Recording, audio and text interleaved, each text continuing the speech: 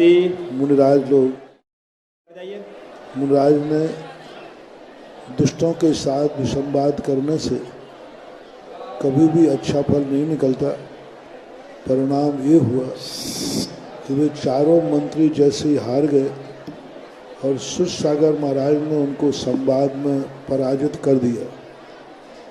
जब जाकर के लौट करके हर्ष के साथ सुरसागर महाराज देखते हैं कि हम सारा वृत्तांत गुरु को सुनाएंगे, तो गुरु बहुत खुश होंगे कि तुमने अच्छा किया।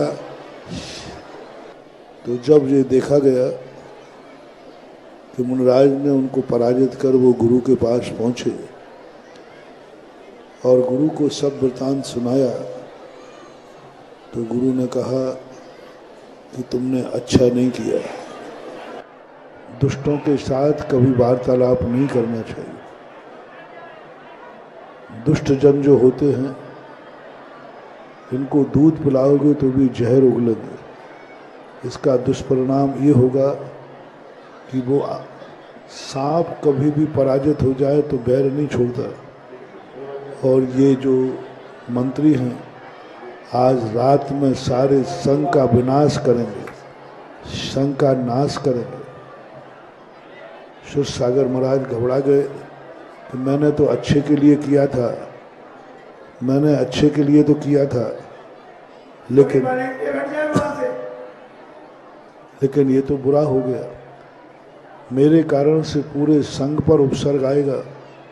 नहीं, गुरु महाराज से विनय करते हैं कि संघ को मेरे कारण से उपसर्ग आया है तो मैं ही इसको निवारण करूंगा। उपाय बताइए। बोले एक ही उपाय है। सांप जब किसी का पीछा करे तो सांप छोड़ता नहीं। उसका एक ही तरीका है कि आपके शरीर का स्पर्श किया हुआ कोई कपड़ा फेंक दीजिए। आप लोग ध्यान रखना, जब कोई सांप आपका पीछे पड़ जाए तो आप अपने शरीर का एक कपड़ा उतार करके रास्ते में डाल दीजिए। वह कपड़े की गंध को लेकर के वो आपका पीछा कर रहा है। वो कपड़े में ही इतना ज़्यादा विषय हो जाएगा कि कपड़े के टुकड़े टुकड़े कर देगा। मधुमक्खियाँ वगैरह हैं, ऐसे ही कपड़ा फेंक दीजिए कोई आपके शरीर का स्पर्श किया हुआ। कुत्ता जो होता है, कुत्ता कभी पीछा कर रहा हो, आपके शरीर का स्पर्श किया हुआ एक कपड़ा फेंक दीजिए, वो कपड़े के टुकड़े टुकड़े कर देगा। ये शिकारी दुष्ट लोगों की नीति है। बस एक ही उपाय है कि जहाँ पर विसंवाद हुआ था उसी स्थान पर खड़े होकर तुम ध्यान में खड़े हो जाओ। वो सारा गुस्सा तुम्हारे ऊपर उतार देंगे। तो महाराज ने कहा मैं जाने को तैयार हूँ। गुरु कहते नहीं, मैं कह नहीं रहा हूँ, मैं बता रहा हूँ, क्योंकि वो तुम्हारे टुकड़े टुकड़े कर देंगे। उनका गुस्सा वहीं शांत हो जाएगा। तब महाराज ने कहा मैं अपने 700 मुनियों की रक्षा के लिए मैं मौत के मुख में जाने को तैयार हूँ। महाराज सबने बहुत रोका लेकिन वो नहीं माने और जाकर के उस स्थान पर ध्यान में खड़े हो गए जैसा गुरु ने कहा था। रात में चारों मंत्री क्रोध से भरकर कहा आज हम 700 मुनियों का कत्ल करेंगे। और ऐसा भाव लेकर गए।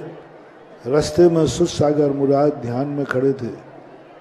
ज्येष्ठ मंत्री बोलता है उन 700 ने अपना क्या बिगाड़ा था, ये तो मौन थे, बिगाड़ा तो इसने था। क्यों ना इसको अपन पहले से ही इसी को विनाश करते हैं, क्यों 700 से करते। सबने तलवार निकाल दी, लेकिन दुष्ट कितना भी दुष्ट हो, साधु और सज्जन के सामने उसके हाथ कांप जाते हैं। जैसे ही तलवार निकाली तो एक के मन में आया मैं क्यों साधु के मारने का दोष लूं। दूसरा कहता मैं क्यों लूं, मेरी हार थोड़ी हुई थी। आपसी में चारों में संवाद हो गया। साधु की हत्या का पाप कौन अपने सिर पर लेगा। वो जानते तो थे ही ये कि सच्चे साधु है, ज्ञान तो उनको था, तो वे कांप गए। फिर चारों ने सम्मेलन किया कि अपन चारों का अपमान हुआ था, चारों एक साथ तलवार चलाते हैं। जैसे उन्होंने तलवार चलाने को उठाई, उसी समय देवताओं का सिंहासन कांप गया और उस जंगल में रहने वाले देवताओं ने उन चारों को तलवार लिए को कीलित कर दिया। पूरी रात भर कीलित रहे। प्रातःकाल होते ही सारे नगर में तहलका मच गया कि बीच में मुनिराज खड़े हैं और चारों मंत्री तलवारें लेकर खड़े हैं। अब आगे क्या होता है चले। जिनका कोई नहीं होता है हेलो उसका सारा ब्रह्मांड होता है। देवताओं को भी पता नहीं था कहाँ होने वाला है। अपने आप प्रकृति कंपायमान हुई और देवताओं को समाचार मिला। देवताओं ने उन्हें कीलित किया। राजा को जब पता चला कि ओहो इस प्रकार की परिणति हुई, राजा तुरंत दौड़ा चलाया और तलवार निकाल करके चारों मंत्रियों का वध करने के लिए उद्यत हुआ। मारो मारो मारो, ये शब्द सुनकर के मुनिराज अपने उपसर्ग में कंपायमान नहीं हुए। मुनिराज को जब मारने आए उनको किंचित मात्र भी भय नहीं लगा, लेकिन जब देखा कि राजा इन चारों मंत्रियों को मार देगा और मेरे निमित्त से इन चारों की हत्या हो जाएगी। देखो कैसे हैं दिगंबर मुनिराज, जिन्होंने सर्वनाश किया उनको बचाने के लिए ध्यान छोड़ दिया, साधना छोड़ दी और ध्यान छोड़कर राजा से कहते शांत पापम शांत पापम शांत पापम। दिगंबर मुनियों की सबसे बड़ी विशेषता होती है। यशोधर महाराज के गले में सांप डाला, महाराज ने शरणक को कल्याण का आशीर्वाद दिया। पूज्यवर शांति सागर महाराज को बंगाल के अंदर उपसर्ग हुआ। अंग्रेज ने जब उसको पकड़ा जिसने महाराज के ऊपर उपसर्ग किया था, महाराज कहो तो इसकी चमड़ी उधेड़ कर भूसा भर दें, हम आपसे बहुत प्रभावित हैं, इसने आपको कष्ट दिए। महाराज ने कहा यदि तुम मेरे से प्रभावित हो तो मेरा आदेश है जिसने मेरे ऊपर उपसर्ग किए उसको छोड़ दो, क्योंकि वो नहीं जानता है कि मैं कौन हूँ, और वो जानता होता तो ऐसा नहीं करता। इसी प्रकार महाराज ने ध्यान छोड़ के कहा राजन किसी जीव की हत्या करना उचित नहीं है और मेरे निमित्त से यह वध नहीं होगा। राजा आज्ञाकारी था, बोले गुरुदेव आपने रोक लिया, हम राजा हैं, दंड देने के अधिकारी हैं और ब्रह्म हत्या का दोष मृत्यु दंड है। इसने साधु की हत्या करने का भाव किया है और इसमें मृत्यु दंड के अलावा कोई दंड नहीं है, हमें देना ही पड़ेगा। तब महाराज कहते नहीं ये पाप नहीं करना है। तब राजा ने कहा गुरुदेव अब आपने एक दंड से आपने रोक दिया, लेकिन यह दंड न दिया जाए तो राजकीय कानून में एक और लिखा है उस पर आप मत रोकना, आपकी बात नहीं मानूंगा। यदि मृत्यु दंड न दिया जाए तो देश निकाला दे दिया जाए। इन चारों मंत्रियों को मैं देश निकाला देता हूं, काला मुंह करके गधे पे बैठाल करके, और सारे नगर से उनको निष्कासित कर दिया। सज्जन पुरुषों पर उपसर्ग करने का दंड यही होता है, शास्त्रों में चलता आया। लेकिन दुर्जन कभी कितना भी कुछ करो वो कभी दुर्जनता नहीं छोड़ता। वे चारों मंत्री वहाँ से निकल करके और अन्यत्र दूर देशों में चले गए और उज्जैन नगरी से निकल करके जाकर के वो हस्तिनापुर की सीमा में पहुँचे। हस्तिनापुर के अंदर राजा के ऊपर उपसर्ग था। हस्तिनापुर वो है जहाँ आदिनाथ भगवान को आहार हुआ था राजा श्रीयांत। हस्तिनापुर वह है जहाँ पर अरहनाथ भगवान का चक्रवर्ती पद प्रकट हुआ था। अरहनाथ भगवान की राजधानी रही। हस्तिनापुर वह है जहाँ पर सदा धर्म का ढिंढोरा पिटता रहा। परिणाम स्वरूप सारा संघ उपसर्ग से भयभीत था। तो वो मंत्री भी उधर पहुँच गए। उधर मंत्रियों ने जाकर राजा के ऊपर एक संकट आया हुआ था। राजा पद्मनाभ महापद्म के ऊपर उसने घोषणा की थी जो हमें युद्ध में जिता देगा और शत्रु को पराजित कर देगा हम उसे किम इच्छित वरदान देंगे। मंत्री वीर योद्धा तो थे ही, उज्जैनी नगरी के मंत्री थे। उन्होंने जाकर राजा से कहा कि हम बीड़ा उठाते हैं, आपके दुश्मन को जीवित लाकर आपके चरणों में ला देंगे। परिणाम हुआ, युद्ध हुआ और राजा ने आकर के उनको कहा, मांग लो, क्या मांगना चाहते हो। तो मंत्रियों ने कहा, राजा साहब हमारा वरदान हमेशा सुरक्षित रखो, जब मुझे जरूरत पड़ेगी तब मांग लेंगे। इधर मुनिराजों को मालूम नहीं था कि वे दुष्ट कहाँ चले गए। शिवसागर महाराज का अवसर दूर हुआ और 700 मुनियों ने मन बनाया कि चलो अपन ऐसे देश में चलते हैं जहाँ परिवारों में, जहाँ राजा के कुल में तीर्थंकर हुए, राजा के कुल में विष्णु कुमार मुनिराज हुए, ऐसे राजा का राज हस्तिनापुर में है, चलो हस्तिनापुर में चतुर्मास करेंगे। कर्म का उदय जब आता है तो कहते हैं कि वह अपने आप ऐसे निमित्त बना लेता है। उधर उन मंत्री पहले से पहुंच गए और राजा के मंत्री बन गए और राजा से वचन ले लिया। इधर संघ भी विहार करके हस्तिनापुर की सीमा में जाके पहुंच जाता है और हस्तिनापुर की सीमा में जाकर पहुंचते ही चातुर्मास की स्थापना कर ली।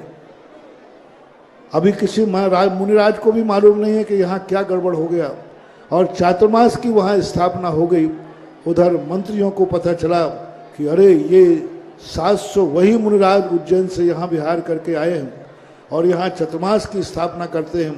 संसार में, विश्व के अंदर 3 लोक में लोग धर्म को खोजते हैं। कोई भगवान में खोजता है, कोई शास्त्रों में खोजता है।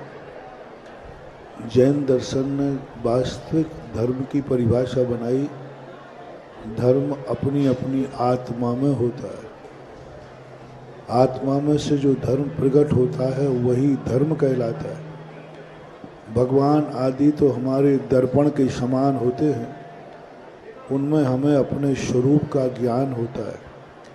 दूसरा, वह धर्म जो है, जैन धर्म का दूसरा नाम है श्रवण संस्कृति धर्म। श्रवण के नाम से जाना जाता है।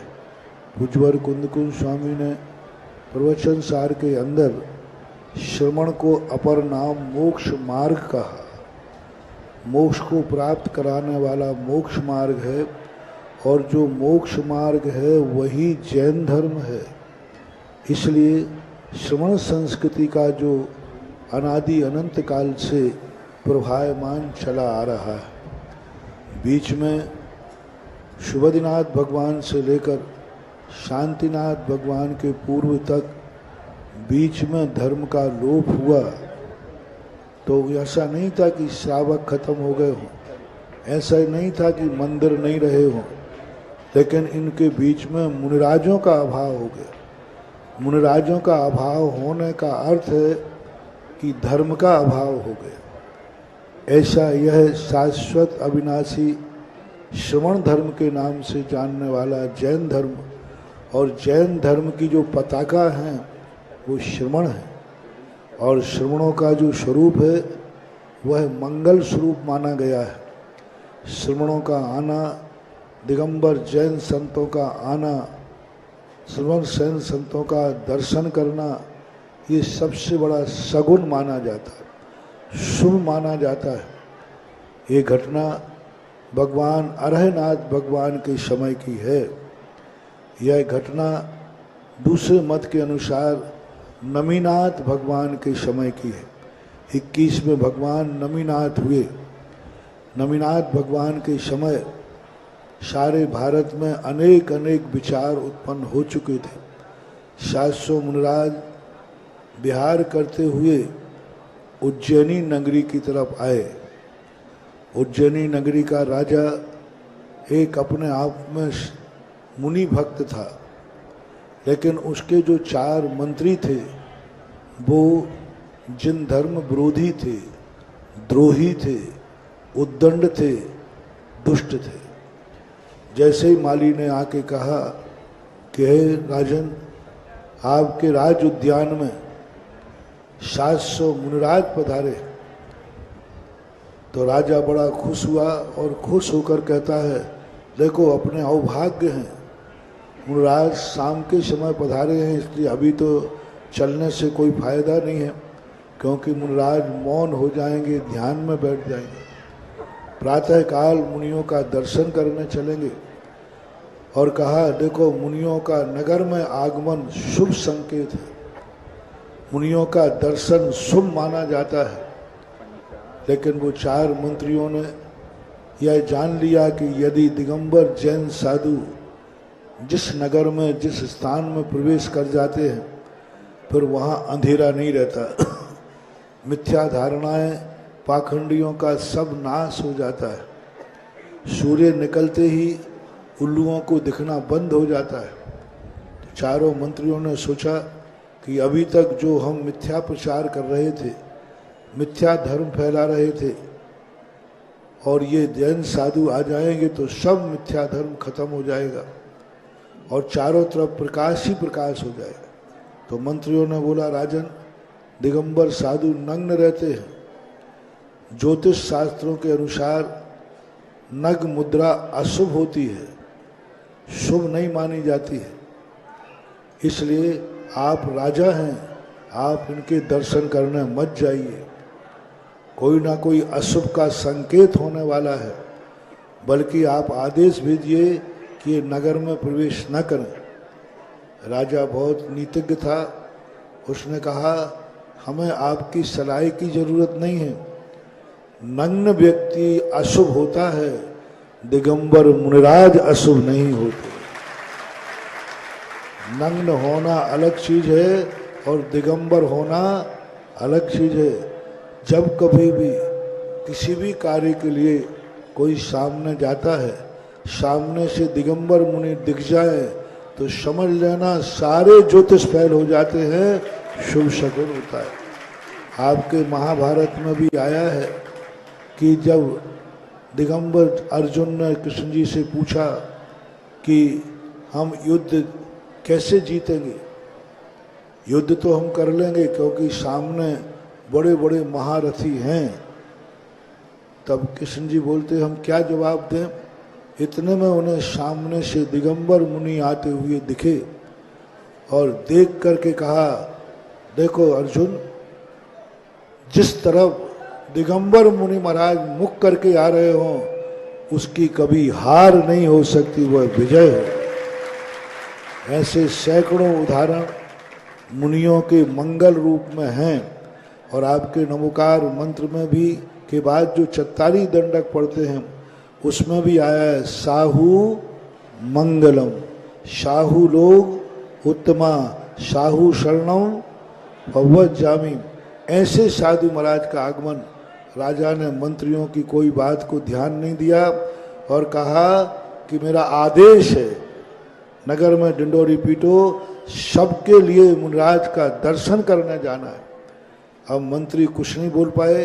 अंदर ही अंदर कुड़ते हुए प्रातःकाल होते ही सारा राज दरबार, राज परिकर, सभी लोग मुद्यान में ठहरे हुए 700 मुनिराजों का दर्शन करने चल पड़े। नीतियों को शांति सदा से महापुरुष और ज्ञानी लोग ध्यान रखते हैं। सिद्धांत में और नीतियों में अंतर होता है। सिद्धांत अडिग होता है, वो परिस्थितियों से समझौता नहीं करता है। ओम शांति। कार्यकर्ता शांत मौन से काम करें। सिद्धांत कभी किसी से समझौता नहीं करता है, लेकिन सिद्धांत नीतियों का विरोध नहीं करता है। और जो सिद्धांतवादी होते हैं, वे अपने सिद्धांत की सुरक्षा करते हुए नीतियों को अवधारण करते हैं। वे 700 मुनिराज निर्भय थे, निर्भीक थे, उपसर्ग विजेता थे, लेकिन फिर भी उन्होंने नीतियों का अनुकरण किया। जो आचार्य परमिष्ठी होते हैं, वो वही कार्य करते जो स्वयं के और संघ के हित में हो। तो जो आचार्य परमिष्ठी होते हैं, अप्पा परम सुजुंजई सो आयरिय नमो तस्यो, जो अपना ही ध्यान नहीं रखते हैं, पूरे संघ का ध्यान रखते हैं। परिणाम स्वरूप सिद्धांत वेत्ता, शतगुण के धनी अकंपनाचार्य ने जब सुना कि आज राजाज्ञा के माध्यम से भक्त लोग नहीं आ रहे हैं, आज राज आज्ञा से आ रहे हैं। दो चीजें ध्यान रखना, भक्त को आज्ञा नहीं दी जाती, भक्त श्रुता आते। लेकिन जब अकंपनाचार्य को पता चला कि आज राजा ने आज्ञा दी है कि राज्य के सभी लोग महाराज का दर्शन करने जाएंगे, ऐच्छिक नहीं आ रहे, इच्छा से जो आते हैं वो श्रद्धालु होते और राजाज्ञा से आते वो मजबूर होते। जब पूज्यवर अकंपनाचार्य महाराज को ये पता चला कि राजाज्ञा हुई है कि जो भगवान के दर्शन, महाराज के दर्शन करने नहीं जाएगा उसे राज आज्ञा के उल्लंघन का दंड दिया जाएगा, अकंपनाचार्य भयभीत हो गए और उन्होंने अनिष्ट की संभावना जानकर कहा, ओह, राज आज्ञा में तो दुष्ट भी आएंगे, दुर्जन भी आएंगे और यहाँ के मंत्री तो दुष्ट हैं, और जब दुष्ट जन आएंगे यहाँ पर तो दुष्टों की सभा में मौन रह जाना ही ठीक है। दोषवादे च मौन्यम, कभी कभी दोषों का बखान नहीं किया जाता, दोषों को मौन रहा जाता है। परिणाम स्वरूप अकंपनाचार्य महाराज ने आदेश दे दिया कि कोई भी व्यक्ति, कोई भी साधु जब राज परिकर यहाँ आएगा तो कोई बोलेगा नहीं, कोई आंख उठा के देखेगा नहीं, कोई हाथ उठा के आशीर्वाद देगा नहीं। सभी लोग ध्यान में बैठ जाइए। श्रावण शुक्ला अष्टमी का दिन था और श्रावण शुक्ला अष्टमी के दिन सबको मौन दे दिया, पूरा 700 महाराज ध्यान में बैठ गए। उधर एक महाराज किसी कारण से स्वास्थ्य आदि के अभाव में आहारचर्या को गए थे, सुरसागर महाराज, वह आहारचर्या को गए। एक कम 700 महाराज ध्यान में बैठ गए। सारा परिकर वहाँ आता है, राजा नमोस्तु करते हैं सबको, लेकिन कोई ना देख रहा है, ना आशीर्वाद दे रहा है, ना बोल रहा है। तो राजा तो हमेशा पॉजिटिव सोचता था। राजा ने सोचा आज अष्टमी है, सब महाराजों का उपवास है, मौन है, लेकिन खल दूध को भी जहर का रूप लेते हैं, उन्होंने गुण में भी दोष दिखते हैं। और परिणाम स्वरूप मंत्री कहते हैं, राजा साहब ये कोई अष्टमी नहीं है, ये हम जैसे विद्वान यहाँ आ रहे थे, इन मूर्खों ने मौन ले लिया, क्योंकि हम लोग बोलेंगे तो हम लोग बात करेंगे, इससे इनके पास कोई ज्ञान नहीं है, अज्ञानी है, इसलिए मौन ले लिया। क्योंकि विद्वानों की सभा में एक नीति ये भी है कि विद्वानों की सभा में मौन लेने से मूर्ख भी विद्वान बन जाता है, इसलिए इन लोगों ने मौन लिया। राजा ने कहा, तुम लोग सब उल्टा ही सोचते हो, उल्टा ही विचार करते हो, चलो यहाँ हम तुमसे विसंवाद नहीं करते। सारे संघ का दर्शन करके पूरा राज परिकर वापस लौट रहा है। वापस लौटते हुए सामने मुनिराज से मंत्री कहते, राजन एक मूर्ख ये आ रहा है। ये भी नहीं, मुनिराज ने अभी 700 मूर्खों को अपन देख के आए, एक मूर्ख ये आ रहा है। सुरसागर महाराज महान ज्ञानी थे, अपने को मूर्ख सुन करके वो भयभीत नहीं हुए, लेकिन अपने गुरु को और अपने साधर्मी 700 मुनियों को मूर्ख सुन करके बड़े खेद को प्राप्त हुए और उन्होंने संवाद करना ठाना। तुमने किसको गुरु कहा? हमारे मूर्ख कहा, हमारे गुरु को, हमारे 700 मुनियों को। लो, तुम यदि एक को ही अपने वाद विवाद में हरा दो तो तुम्हारे लिए मान जाएंगे। और वहीं रास्ते में ही संवाद विवाद चालू हो गया और उससे इतने जोर से पैर रखा कि उस बलि आदि जो दुष्ट थे उनकी नाक जमीन में गड़ जाती है और कहते हैं, रे दुष्ट, तुमने उन मुनियों पर जब सर किया जो सारे जगत के संकट दूर करते। यहाँ ये शिक्षा ले लेना चाहिए कि जो मुनि विरोधी होते हैं उनके हाथों से दंडित मत करो, उनके लिए पैरों से दंडित करना चाहिए। विष्णु कुमार ने हाथ से उसकी चोटी नहीं पकड़ी, हाथ से उसको नहीं छुआ, क्योंकि महान पुरुषों के हाथ तो पवित्र होते हैं और उनको हाथ से दंडित नहीं करके पैर से दंडित किया। आप लोगों ने एक शोले पिक्चर देखी होगी, उसमें जब गब्बर सिंह पकड़ा जाता है, अंत में ठाकुर उसे पैरों से मारता है और कहता है, अच्छा रहा तूने मेरे हाथ काट दिए, क्योंकि मेरे हाथ तेरे को छूने लायक थे ही नहीं। तू इतना अपवित्र है कि मेरे हाथ होते तो मैं आज हाथ से छू लेता, तू लातों के लायक ही है। इसी प्रकार जो मुनि विरोधी होते हैं, मुनि निंदक होते हैं, वो विष्णु कुमार महाराज से शिक्षा लो, उनको हाथों से नहीं लातों से व्यवहार करो। और उससे इतने जोर से पैर रखा कि उस बलि आदि जो दुष्ट थे उनकी नाक जमीन में गड़ जाती है और कहते हैं, रे दुष्ट, तुमने उन मुनियों पर जो उपसर किया जो सारे जगत के संकट दूर करते।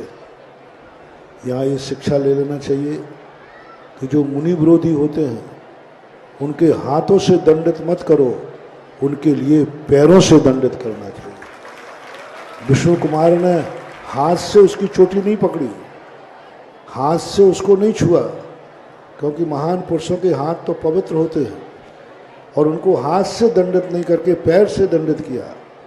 आप लोगों ने एक शोले पिक्चर देखी होगी, उसमें जब गब्बर सिंह पकड़ा जाता है, अंत में ठाकुर उसे पैरों से मारता है और कहता है, अच्छा रहा तूने मेरे हाथ काट दिए, क्योंकि मेरे हाथ तेरे को छूने लायक थे ही नहीं। इनको समैयों की खीर खिला करके क्षीरान्न बोलते हैं, अन्न और क्षीरान्न से इनकी पारणा कराओ। पारणा हुई, घर घर में चौके लगे और आहार होने के बाद दोपहर में 1:30 बजे के समय के बाद बहुत बड़ी सभा हुई हस्तिनापुर में। तब विष्णु कुमार राज ने सबको बहुत फटकारा। पहले तो राजा को फटकारा, राजा उनका ग्रस्त अवस्था का भाई था। विष्णु कुमार और महापद में दोनों भाई थे। विष्णु कुमार राज्य त्याग करके मुनि बन गए, भाई को राज्य देके गए और उसको फटकारा कि तुमने ये क्या दिया। दुष्टों को ये ध्यान रखना, विष्णु कुमार महाराज बोलते हैं, दुष्टों को, अपरिचित को, बालक को और स्त्री को कभी किमिक्षक वरदान मत देना। स्त्री को किमिक्षक वरदान दिया था तो देखो दशरथ में क्या हुआ। स्त्री को किमिक्षक, प्रिय स्त्री को दिया था, वनवास हो गया, और तुमने अपरिचित को दिया, अनर्थ हो गया। ऐसा समझा करके सबके लिए बहुत उपदेश देकर कहा, सारे लोग संकल्प करो और ये धागा बांध करके संकल्प करो, आज के बाद जब मुनियों पर संकट आएगा तो हम प्राण दे करके भी मुनियों को बचाएंगे। वास्तविक रूप से रक्षाबंधन जैन धर्म में ही प्राग इतिहास है। इसके पहले इसका इतिहास और कहीं कहीं भाई बहन का कहीं कुछ मिलता है, लेकिन प्रमाणिक शास्त्रीय प्रमाण का रक्षाबंधन वस्तुतः जैनियों का है। विष्णु कुमार महाराज ने सबको रक्षा सूत्र बनवाकर, महिला पुरुष सबको बांधना चाहिए और संकल्प करो इस कच्चे धागे के शंका सूत्र का संकल्प कि हम प्राण देने तक भी, मरना होगा तो मर जाएंगे, लेकिन मुनियों की सदा रक्षा करेंगे।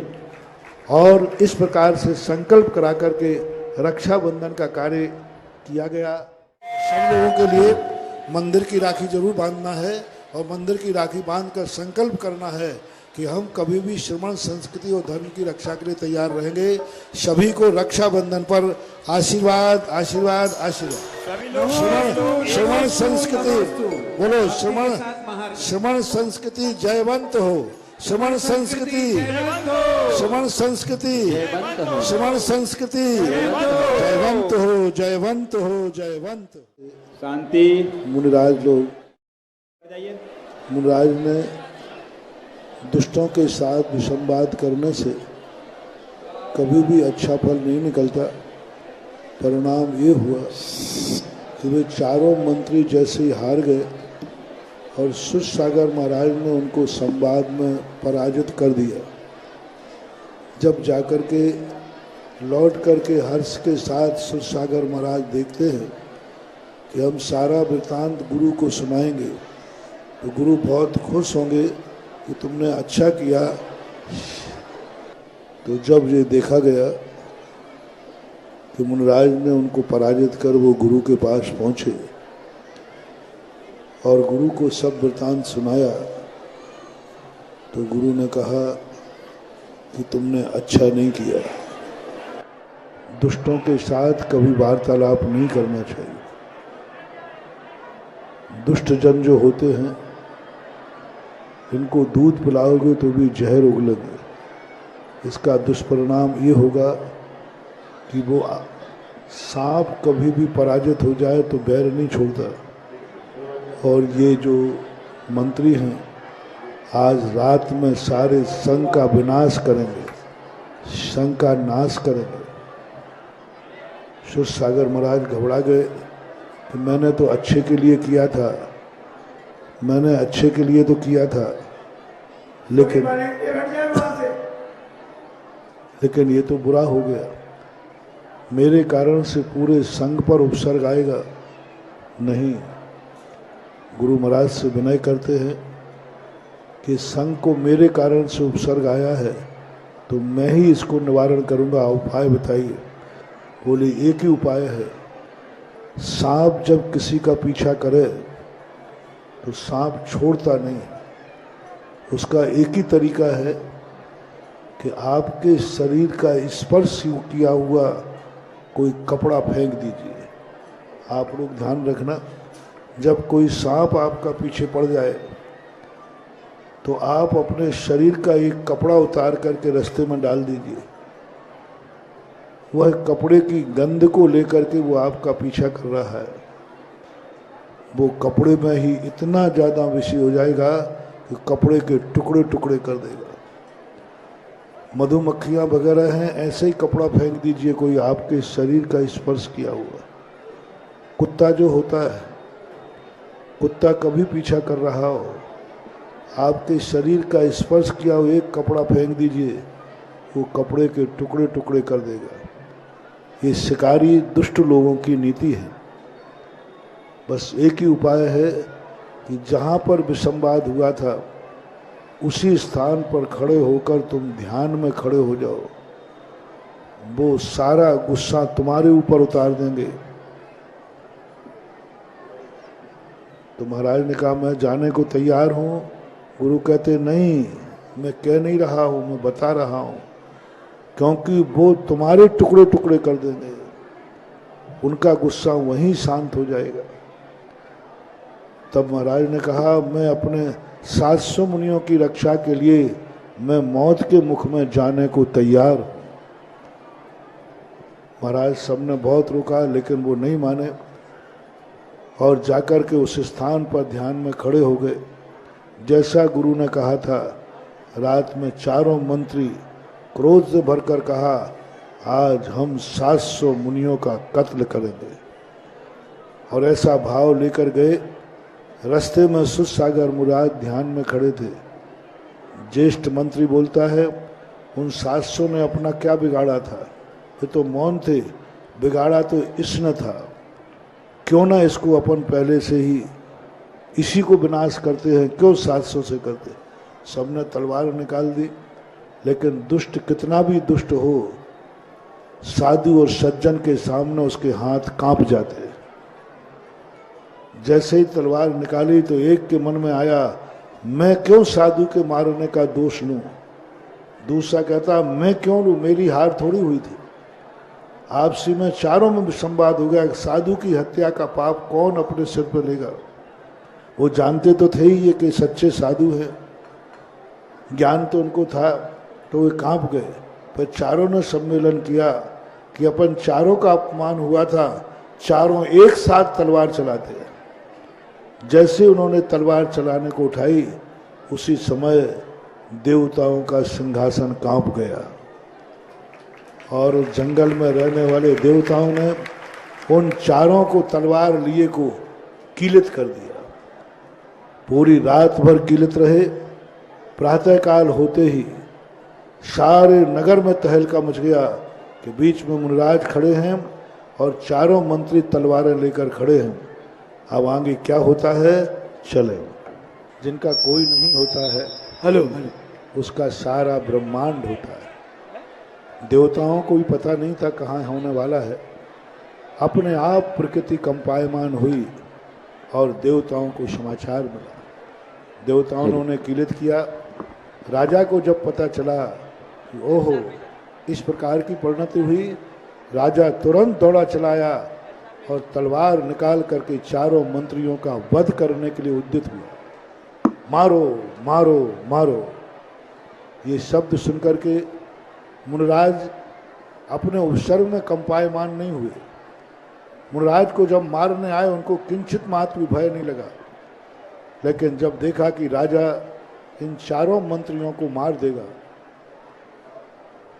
और मेरे निमित्त से इन चारों की हत्या हो जाएगी। देखो कैसे हैं दिगंबर मुनिराज, जिन्होंने सर्वनाश किया उनको बचाने के लिए ध्यान छोड़ दिया, साधना छोड़ दी और ध्यान छोड़कर राजा से कहते शांत पापम शांत पापम शांत पापम। दिगंबर मुनियों की सबसे बड़ी विशेषता होती है। यशोधर महाराज के गले में सांप डाला, महाराज ने शरणक को कल्याण का आशीर्वाद दिया। उज्ज्वल शांति सागर महाराज को बंगाल के अंदर उपसर्ग हुआ। अंग्रेज ने जब उसको पकड़ा जिसने महाराज के ऊपर उपसर्ग किया था, महाराज कहो तो इसकी चमड़ी उधेड़ कर भूसा भर दें, हम आपसे बहुत प्रभावित हैं, इसने आपको कष्ट दिए। महाराज ने कहा यदि तुम मेरे से प्रभावित हो तो मेरा आदेश है जिसने मेरे ऊपर उपसर्ग किए उसको छोड़ दो, क्योंकि वो नहीं जानता है कि मैं कौन हूँ, और वो जानता होता तो ऐसा नहीं करता।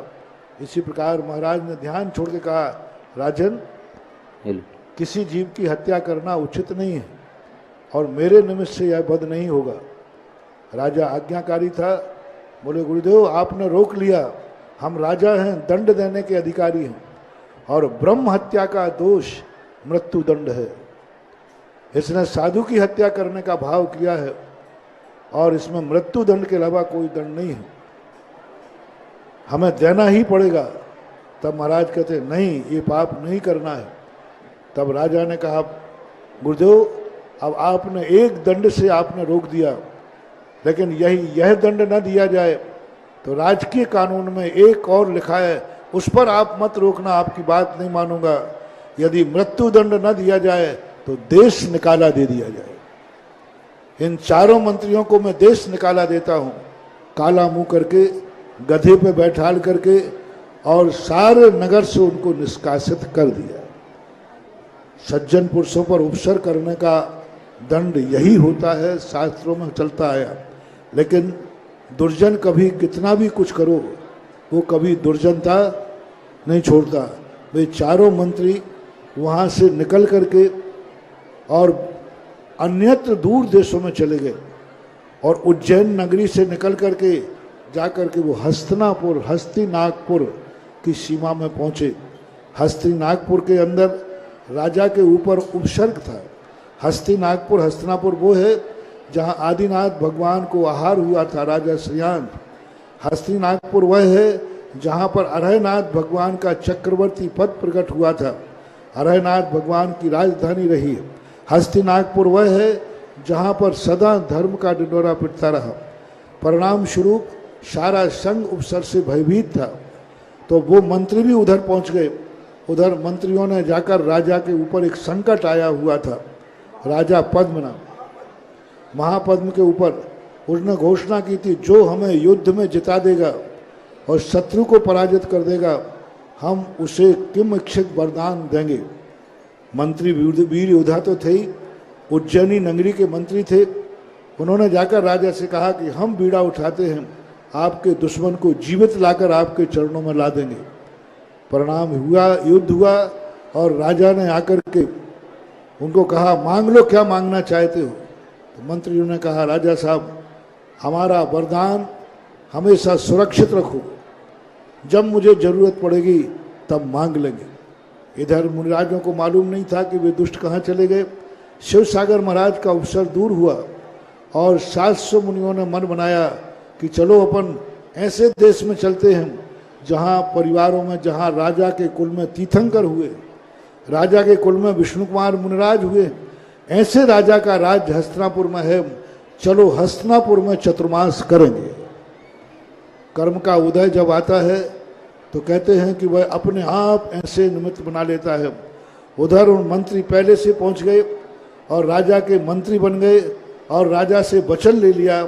इधर संघ भी विहार करके हस्तिनापुर की सीमा में जाके पहुंच जाता है और हस्तिनापुर की सीमा में जाकर पहुंचते ही चातुर्मास की स्थापना कर ली। अभी किसी मुनिराज को भी मालूम नहीं है कि यहाँ क्या गड़बड़ हो गया और चातुर्मास की वहाँ स्थापना हो गई। उधर मंत्रियों को पता चला कि अरे ये 700 वही मुनिराज उज्जैन से यहाँ विहार करके आए हैं और यहाँ चातुर्मास की स्थापना करते हैं। संसार में, विश्व के अंदर 3 लोक में लोग धर्म को खोजते हैं। कोई भगवान में खोजता है, कोई शास्त्रों में खोजता है। जैन दर्शन ने वास्तविक धर्म की परिभाषा बनाई, धर्म अपनी अपनी आत्मा में होता है। आत्मा में से जो धर्म प्रकट होता है वही धर्म कहलाता है। भगवान आदि तो हमारे दर्पण के समान होते हैं, उनमें हमें अपने स्वरूप का ज्ञान होता है। दूसरा, वह धर्म जो है, जैन धर्म का दूसरा नाम है श्रवण संस्कृति धर्म। श्रवण के नाम से जाना जाता है। पूज्यवर कुंदकुंज स्वामी ने प्रवचन सार के अंदर श्रवण को अपर नाम मोक्ष मार्ग कहा। मोक्ष को प्राप्त कराने वाला मोक्ष मार्ग है और जो मोक्ष मार्ग है वही जैन धर्म है। इसलिए श्रवण संस्कृति का जो अनादि अनंत काल से प्रभायमान चला आ रहा है। बीच में शुभदिनाथ भगवान से लेकर शांतिनाथ भगवान के पूर्व तक बीच में धर्म का लोप हुआ तो ऐसा नहीं था कि श्रावक खत्म हो गए हों, ऐसा नहीं था कि मंदिर नहीं रहे हों, लेकिन इनके बीच में मुनिराजों का अभाव हो गया। मुनिराजों का अभाव होने का अर्थ है कि धर्म का अभाव हो गया।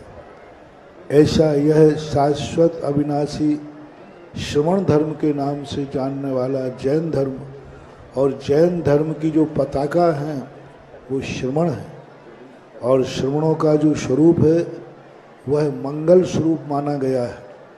श्रवणों का आना, दिगंबर जैन संतों का आना, श्रवण जैन संतों का दर्शन करना, ये सबसे बड़ा सगुन माना जाता है, शुभ माना जाता है। ये घटना भगवान अरहनाथ भगवान के समय की है। यह घटना दूसरे मत के अनुसार नमीनाथ भगवान के समय की है। 21 में भगवान नमीनाथ हुए। नमीनाथ भगवान के समय सारे भारत में अनेक अनेक विचार उत्पन्न हो चुके थे। 700 मुनिराज विहार करते हुए उज्जैनी नगरी की तरफ आए। उज्जैनी नगरी का राजा एक अपने आप में मुनि भक्त था, लेकिन उसके जो 4 मंत्री थे वो जिन धर्म विरोधी थे, द्रोही थे, उद्दंड थे, दुष्ट थे। जैसे ही माली ने आके कहा कि हे राजन, आपके राज उद्यान में 700 मुनिराज पधारे, तो राजा बड़ा खुश हुआ और खुश होकर कहता है, देखो अपने अवभाग्य हैं, मुनिराज शाम के समय पधारे हैं, इसलिए अभी तो चलने से कोई फायदा नहीं है, क्योंकि मुनिराज मौन हो जाएंगे, ध्यान में बैठ जाएंगे। प्रातःकाल मुनियों का दर्शन करने चलेंगे। और कहा, देखो मुनियों का नगर में आगमन शुभ संकेत है, मुनियों का दर्शन शुभ माना जाता है। लेकिन वो 4 मंत्रियों ने यह जान लिया कि यदि दिगंबर जैन साधु जिस नगर में, जिस स्थान में प्रवेश कर जाते हैं, फिर वहाँ अंधेरा नहीं रहता। मिथ्या धारणाएं, पाखंडियों का सब नाश हो जाता है। सूर्य निकलते ही उल्लुओं को दिखना बंद हो जाता है। तो 4 मंत्रियों ने सोचा कि अभी तक जो हम मिथ्या प्रचार कर रहे थे, मिथ्या धर्म फैला रहे थे, और ये जैन साधु आ जाएंगे तो सब मिथ्या धर्म खत्म हो जाएगा और चारों तरफ प्रकाश ही प्रकाश हो जाएगा। तो मंत्रियों ने बोला, राजन, दिगंबर साधु नग्न रहते हैं। ज्योतिष शास्त्रों के अनुसार नग्न मुद्रा अशुभ होती है, शुभ नहीं मानी जाती है। इसलिए आप राजा हैं, आप इनके दर्शन करने मत जाइए। कोई ना कोई अशुभ का संकेत होने वाला है, बल्कि आप आदेश भेजिए कि ये नगर में प्रवेश न करें। राजा बहुत नीतिज्ञ था, उसने कहा, हमें आपकी सलाह की जरूरत नहीं है। नग्न व्यक्ति अशुभ होता है, दिगंबर मुनिराज अशुभ नहीं होते। नग्न होना अलग चीज है और दिगंबर होना अलग चीज है। जब कभी भी किसी भी कार्य के लिए कोई सामने जाता है, सामने से दिगंबर मुनि दिख जाए तो समझ लेना सारे ज्योतिष फैल हो जाते हैं, शुभ शकुन होता है। आपके महाभारत में भी आया है कि जब दिगंबर अर्जुन ने कृष्ण जी से पूछा कि हम युद्ध कैसे जीतेंगे, युद्ध तो हम कर लेंगे क्योंकि सामने बड़े बड़े महारथी हैं। तब कृष्ण जी बोलते, हम क्या जवाब दें। इतने में उन्हें सामने से दिगंबर मुनि आते हुए दिखे और देख करके कहा, देखो अर्जुन, जिस तरफ दिगंबर मुनि महाराज मुख करके आ रहे हों, उसकी कभी हार नहीं हो सकती, वह विजय है। ऐसे सैकड़ों उदाहरण मुनियों के मंगल रूप में हैं। और आपके नमोकार मंत्र में भी के बाद जो चत्तारी दंडक पढ़ते हैं उसमें भी आया है, साहू मंगलम, साहू लोग उत्तमा, साहू शरणम भगवत जामी। ऐसे साधु महाराज का आगमन, राजा ने मंत्रियों की कोई बात को ध्यान नहीं दिया और कहा कि मेरा आदेश है, नगर में डिंडोरी पीटो, सबके लिए मुनिराज का दर्शन करने जाना है। अब मंत्री कुछ नहीं बोल पाए, अंदर ही अंदर कुड़ते हुए प्रातःकाल होते ही सारा राज दरबार, राज परिकर, सभी लोग मुद्यान में ठहरे हुए 700 मुनिराजों का दर्शन करने चल पड़े। नीतियों को शांति सदा से महापुरुष और ज्ञानी लोग ध्यान रखते हैं। सिद्धांत में और नीतियों में अंतर होता है। सिद्धांत अडिग होता है, वो परिस्थितियों से समझौता नहीं करता है। ओम शांति। कार्यकर्ता शांत मौन से काम करें। सिद्धांत कभी किसी से समझौता नहीं करता है, लेकिन सिद्धांत नीतियों का विरोध नहीं करता है। और जो सिद्धांतवादी होते हैं वे अपने सिद्धांत की सुरक्षा करते हुए नीतियों को अवधारण करते हैं। वे 700 मुनिराज निर्भय थे, निर्भीक थे, उपसर्ग विजेता थे, लेकिन फिर भी उन्होंने नीतियों का अनुकरण किया। जो आचार्य परमिष्ठी होते हैं वो वही कार्य करते जो स्वयं के और संघ के हित में हो।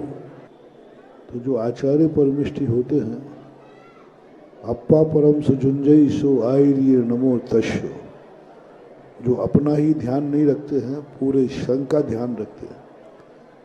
परिणाम स्वरूप सिद्धांत वेत्ता शतगुण के धनी अकंपनाचार्य ने जब सुना कि आज राजाज्ञा के माध्यम से भक्त लोग नहीं आ रहे हैं, आज राज आज्ञा से आ रहे हैं। दो चीजें ध्यान रखना, भक्त को आज्ञा नहीं दी जाती, भक्त श्रुता आते। लेकिन जब अकंपनाचार्य को पता चला कि आज राजा ने आज्ञा दी है कि राज्य के सभी लोग महाराज का दर्शन करने जाएंगे, ऐच्छिक नहीं आ रहे, इच्छा से जो आते हैं वो श्रद्धालु होते हैं और राजाज्ञा से आते वो मजबूर होते हैं। जब पूज्यवर अकंपनाचार्य महाराज को ये पता चला कि राजाज्ञा हुई है कि जो भगवान के दर्शन, महाराज के दर्शन करने नहीं जाएगा उसे राज आज्ञा के उल्लंघन का दंड दिया जाएगा। अकंपनाचार्य भयभीत हो गए और उन्होंने अनिष्ट की संभावना जानकर कहा, ओह, राज आज्ञा में तो दुष्ट भी आएंगे, दुर्जन भी आएंगे, और यहाँ के मंत्री तो दुष्ट हैं, और जब दुष्ट जन आएंगे यहाँ पर तो दुष्टों की सभा में मौन रह जाना ही ठीक है। दोष वादे च मौन्यम, कभी कभी दोषों का बखान नहीं किया जाता, दोषों को मौन रहा जाता है। परिणाम स्वरूप अकंपनाचार्य महाराज ने आदेश दे दिया कि कोई भी व्यक्ति, कोई भी साधु जब राज परिकर यहाँ आएगा तो कोई बोलेगा नहीं, कोई आंख उठा के देखेगा नहीं, कोई हाथ उठा के आशीर्वाद देगा नहीं। सभी लोग ध्यान में बैठ जाइए। श्रावण शुक्ला अष्टमी का दिन था और श्रावण शुक्ला अष्टमी के दिन सबको मौन दे दिया। पूरा 700 मुनिराज ध्यान में बैठ गए। उधर एक महाराज किसी कारण से स्वास्थ्य आदि के अभाव में आहारचर्या को गए थे। सुरसागर महाराज वह आहारचर्या को गए, एक कम 700 मुनिराज ध्यान में बैठ गए। सारा परिकर वहाँ आता है, राजा नमोस्तु करते हैं सबको, लेकिन कोई ना देख रहा है, ना आशीर्वाद दे रहा है, ना बोल रहा है। तो राजा तो हमेशा पॉजिटिव सोचता था। राजा ने सोचा आज अष्टमी है, सब महाराजों का उपवास है, मौन है, लेकिन खल दूध को भी जहर का रूप लेते हैं, उन्होंने गुण में भी दोष दिखते हैं। और परिणाम स्वरूप मंत्री कहते हैं, राजा साहब ये कोई अष्टमी नहीं है, ये हम जैसे विद्वान यहाँ आ रहे थे, इन मूर्खों ने मौन ले लिया। क्योंकि हम लोग बोलेंगे तो हम लोग बात करेंगे, इससे इनके पास कोई ज्ञान नहीं है, अज्ञानी है, इसलिए मौन ले लिया। क्योंकि विद्वानों की सभा में एक नीति ये भी है कि विद्वानों की सभा में मौन लेने से मूर्ख भी विद्वान बन जाता है, इसलिए इन लोगों ने मौन लिया। राजा ने कहा, तुम लोग सब उल्टा ही सोचते हो, उल्टा ही विचार करते हो, चलो यहाँ हम तुमसे विसंवाद नहीं करते। सारे संघ का दर्शन करके पूरा राज परिकर वापस लौट रहा है। वापस लौटते हुए सामने मुनिराज से मंत्री कहते, राजन एक मूर्ख ये आ रहा है। ये भी नहीं, मुनिराज ने अभी 700 मूर्खों को अपन देख के आए, एक मूर्ख ये आ रहा है। सुरसागर महाराज महान ज्ञानी थे, अपने को मूर्ख सुन करके वो भयभीत नहीं हुए, लेकिन अपने गुरु को और अपने साधर्मी 700 मुनियों को मूर्ख सुन करके बड़े खेद को प्राप्त हुए और उन्होंने संवाद करना ठाना। तुमने किसको गुरु कहा? हमारे मूर्ख कहा हमारे गुरु को, हमारे 700 मुनियों को। लो, तुम यदि एक को ही अपने वाद विवाद में हरा दो तो तुम्हारे लिए मान जाएंगे। और वहीं रास्ते में ही संवाद विवाद चालू हो गया और उसने इतने जोर से पैर रखा कि उस बलि आदि जो दुष्ट थे उनकी नाक जमीन में गड़ जाती है और कहते हैं, रे दुष्ट, तुमने उन मुनियों पर जो उपसर किया जो सारे जगत के संकट दूर करते। यहाँ ये शिक्षा ले लेना चाहिए कि जो मुनि विरोधी होते हैं उनके हाथों से दंडित मत करो, उनके लिए पैरों से दंडित करना चाहिए। विष्णु कुमार ने हाथ से उसकी चोटी नहीं पकड़ी, हाथ से उसको नहीं छुआ, क्योंकि महान पुरुषों के हाथ तो पवित्र होते हैं और उनको हाथ से दंडित नहीं करके पैर से दंडित किया। आप लोगों ने एक शोले पिक्चर देखी होगी, उसमें जब गब्बर सिंह पकड़ा जाता है, अंत में ठाकुर उसे पैरों से मारता है और कहता है, अच्छा रहा तूने मेरे हाथ काट दिए, क्योंकि मेरे हाथ तेरे को छूने लायक थे ही नहीं। तू इतना अपवित्र है कि मेरे हाथ होते तो मैं आज हाथ से छू लेता, तू लातों के लायक ही है। इसी प्रकार जो मुनि विरोधी होते हैं मुनि निंदक होते हैं, वो विष्णु कुमार महाराज से शिक्षा लो, उनको हाथों से नहीं लातों से व्यवहार करो। और उससे इतने जोर से पैर रखा कि उस बलि आदि जो दुष्ट थे उनकी नाक जमीन में गड़ जाती है और कहते हैं, रे दुष्ट, तुमने उन मुनियों पर जब सर किया जो सारे जगत के संकट दूर करते।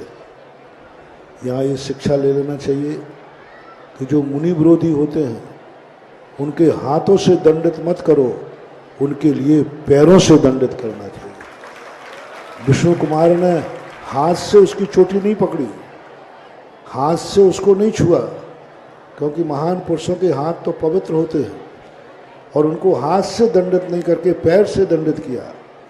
आप लोगों ने एक शोले पिक्चर देखी होगी, उसमें जब गब्बर सिंह पकड़ा जाता है, अंत में ठाकुर उसे पैरों से मारता है और कहता है, अच्छा रहा तूने मेरे हाथ काट दिए, क्योंकि मेरे हाथ तेरे को छूने लायक थे ही नहीं।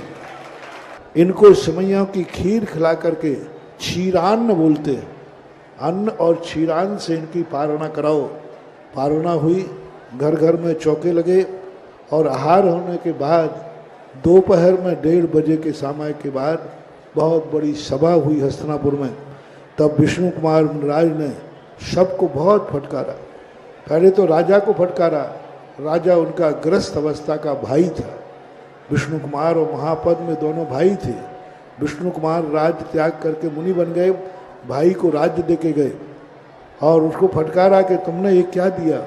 दुष्टों को ये ध्यान रखना, विष्णु कुमार महाराज बोलते हैं, दुष्टों को, अपरिचित को, बालक को और स्त्री को कभी किमिक्षिक वरदान मत देना। स्त्री को किमिक्षिक वरदान दिया था तो देखो दशरथ में क्या हुआ। स्त्री को किमिक्षिक, प्रिय स्त्री को दिया था, वनवास हो गया, और तुमने अपरिचित को दिया, अनर्थ हो गया। ऐसा समझा करके सबके लिए बहुत उपदेश देकर कहा, सारे लोग संकल्प करो, और ये धागा बांध करके संकल्प करो, आज के बाद जब मुनियों पर संकट आएगा तो हम प्राण दे करके भी मुनियों को बचाएंगे। वास्तविक रूप से रक्षाबंधन जैन धर्म में ही प्राग इतिहास है। इसके पहले इसका इतिहास और कहीं कहीं भाई बहन का कहीं कुछ मिलता है, लेकिन प्रमाणिक शास्त्रीय प्रमाण का रक्षाबंधन वस्तुतः जैनियों का है। विष्णु कुमार महाराज ने सबको रक्षा सूत्र बनवाकर, महिला पुरुष सबको बांधना चाहिए, और संकल्प करो इस कच्चे धागे के शंका सूत्र का संकल्प कि हम प्राण देने तक भी, मरना हुआ तो मर जाएंगे, लेकिन मुनियों की सदा रक्षा करेंगे। और इस प्रकार से संकल्प करा करके रक्षाबंधन का कार्य किया गया। सब लोगों के लिए मंदिर की राखी जरूर बांधना है, और मंदिर की राखी बांधकर संकल्प करना है कि हम कभी भी श्रमण संस्कृति और धर्म की रक्षा के लिए तैयार रहेंगे।